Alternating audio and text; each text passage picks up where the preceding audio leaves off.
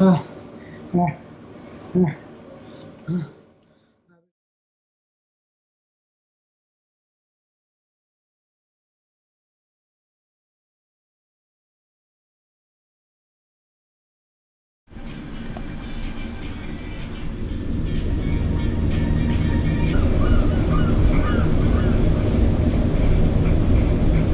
Right, so the workout today is I'm doing a race on Zwift. This is Zwift, and basically what this is doing now, it's controlling the bike that I'm riding down here through this device here that you can probably see on the ground. So basically what's happening is,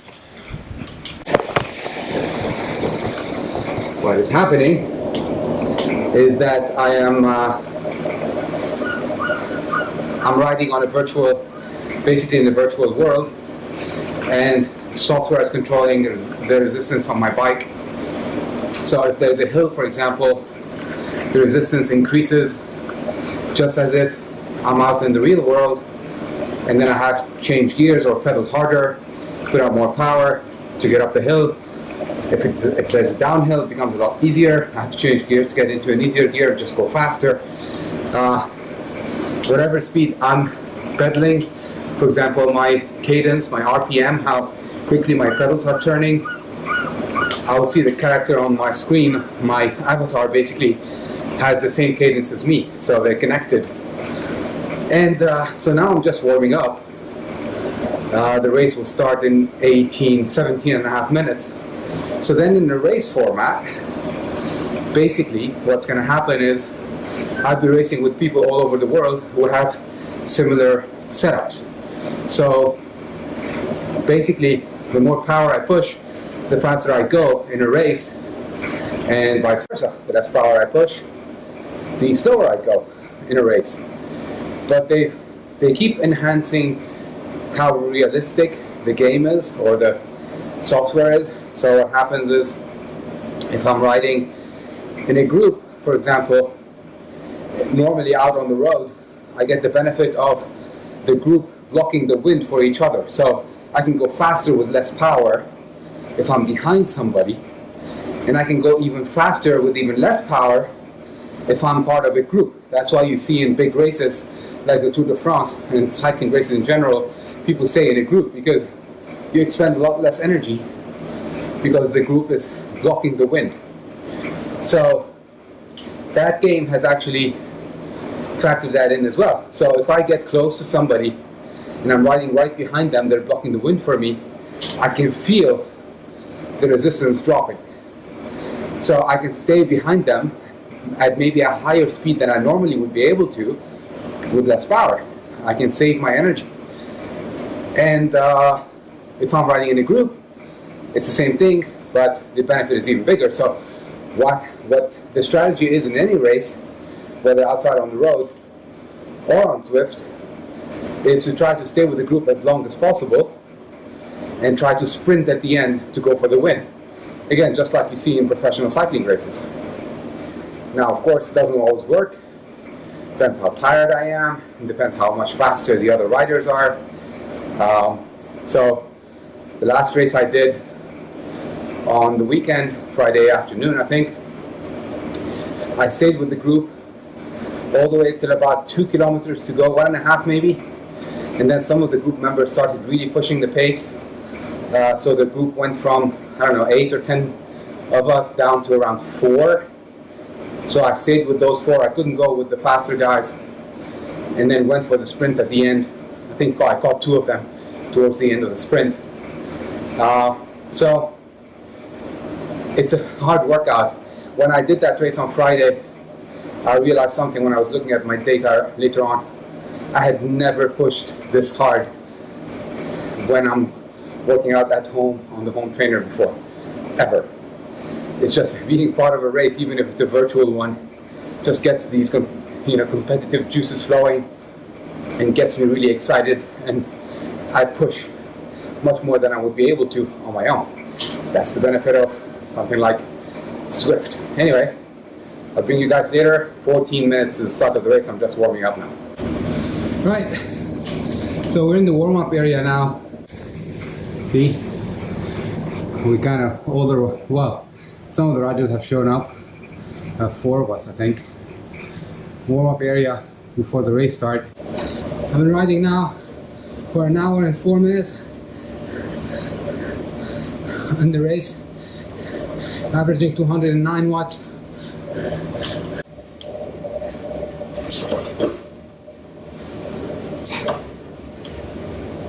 Let's go.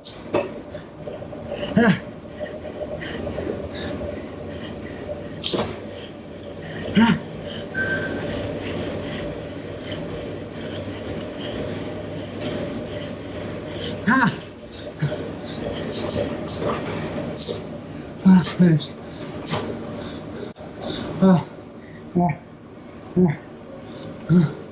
Average power 196. Normalized power 208. Average heart rate 160. I finished 10th out of 16. I finished second in my category out of 5. Alright, I'll check in later. You may have noticed from some of my previous videos that first thing I do in the morning is drink 1 large glass of water. Second large glass of water, I put fresh lemon juice, and I put a bit of Himalayan sea salt, just a pinch. And in one of those videos I mentioned that I do that, 1, the lemon juice to regulate the acidity and settle the stomach, and 2, the Himalayan sea salt. It has a full spectrum of minerals which helps you rehydrate after a long night sleeping in an air-conditioned environment where you get severely dehydrated. Now, one thing I forgot to mention is that both of these things, so putting a pinch of Himalayan sea salt as well as the touch of fresh lemon juice into the water when you first drink it in the morning, it helps with peristalsis, which is the contraction of the muscles of the digestive system. That is the fancy way of saying it helps you go to the bathroom in the morning. So here's a tip for you. Well, you may be asking yourself, or asking me rather, if the benefits of lemon juice and Himalayan sea salt in water in the morning are so great, why do we see you sometimes using apple cider vinegar instead of the lemon juice?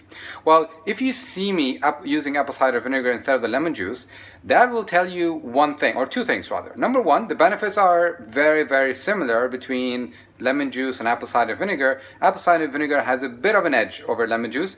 I just don't like the taste. So that's the first thing you'll know when I'm using it. The second thing you'll know when I'm using it is that my wife is out of town.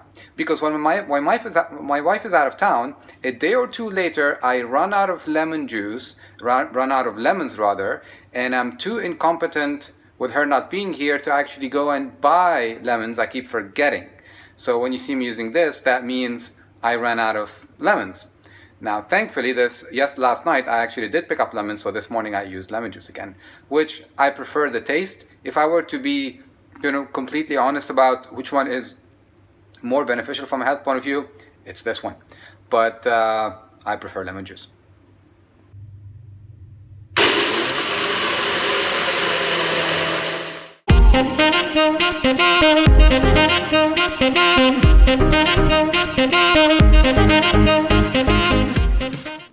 So I want to talk about a new research study that came out recently. It was published in the UK, and it's about caffeine and whether caffeine helps with weight loss. So the study was published, like I said, in the UK. So I think it was published in the European Journal of Clinical Nutrition. That's where I saw it, or maybe the British Journal of Sports Medicine. In any case, if you want the study itself, just drop me a comment in the comment box, and I'll send you the link, or I'll post the link to the study itself. Anyway, so the study looked at the effects of caffeine on weight loss, and it found that it had no effect on weight loss, which, surprise, surprise, is not that shocking, right? You may remember the whole Dr. Oz kind of mini scandal from a few years ago where he was promoting green coffee beans or extract from green coffee beans as a weight loss supplement, and people were criticizing him that it doesn't work and it's fake and all that. Well, it's not that simple. It's not that straightforward. So caffeine, as well as energy drinks and all that kind of stuff, they will not help you lose weight, right? Caffeine will not help you lose weight. Green tea will not help you lose weight. That's that's a myth, and virtually every study that was properly done on either caffeine or green tea has shown that neither one of them makes you lose weight, except when you combine caffeine and green tea with other forms of weight loss techniques and strategies. So what caffeine, the reason it doesn't work for weight loss is because it boosts your metabolism for a short period of time, for half an hour to an hour after you drink it, but that's about it. So the increase in calorie burn is insignificant for someone to be able to lose weight. And furthermore, if you take a lot of caffeine, you actually trigger an increase in adrenaline. So your adrenal glands will dump adrenaline into your bloodstream. That's going to cause your liver to dump glycogen. So the stored carbohydrate from the liver is going to get released and go into your bloodstream. Now, normally, when your adrenaline causes your liver to drop glycogen into the bloodstream, it's because you are facing a physical threat.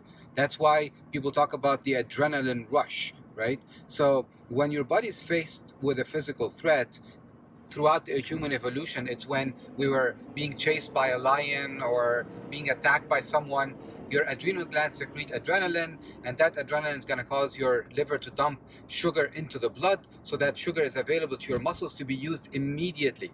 And that's why you hear about stories of mothers who were able to move a car to save their child. That's because there's so much sugar that is being pumped into the blood that's available to the muscle to really expend energy. Now, if you drink a lot of caffeine and that sugar gets dumped into the blood by the liver because of the increase in adrenal function, adrenal secretion of adrenaline by the adrenal glands, but that sugar is not utilized by the muscles. So what ends up happening? What ends up happening is that sugar stays in the blood and then eventually causes the pancreas, which regulates blood sugar, to secrete insulin. So you end up having big fluctuations in your blood sugar level, up and down, and that over time causes the pancreas to actually get tired and causes also your liver and your muscles to stop reacting to insulin, which causes diabetes and eventually weight gain and so on and so forth. So on its own, caffeine is not going to make you lose weight. It may actually, over the long term, cause you to gain weight or causes you to have a higher risk of diabetes. Now, when you combine caffeine or green tea with exercise, the story completely changes. Because one of the things that caffeine and green tea does is they help you in increasing the percentage of energy that you use in exercise that comes from fat. So when you are exercising, you burn both carbohydrates and you burn fat. Now, ingesting caffeine has been shown in studies. Ingesting caffeine about half an hour, 45 minutes before a workout has been shown in studies to increase the percentage of fat that you use in your workout. So that has an impact on your endurance, because when you use fat, you can actually go for longer, right? So physically you can endure more. And also when you burn more fat, you're actually burning fat from your body's existing stores of fat. So that is really important. If you want, so there are ways to use caffeine strategically to help you lose weight by burning more fat, but you have to combine it with exercise. If you think caffeine on its own or green tea on its own is going to make you lose weight, neither one of them will make you lose weight. So that's my quick tip for today.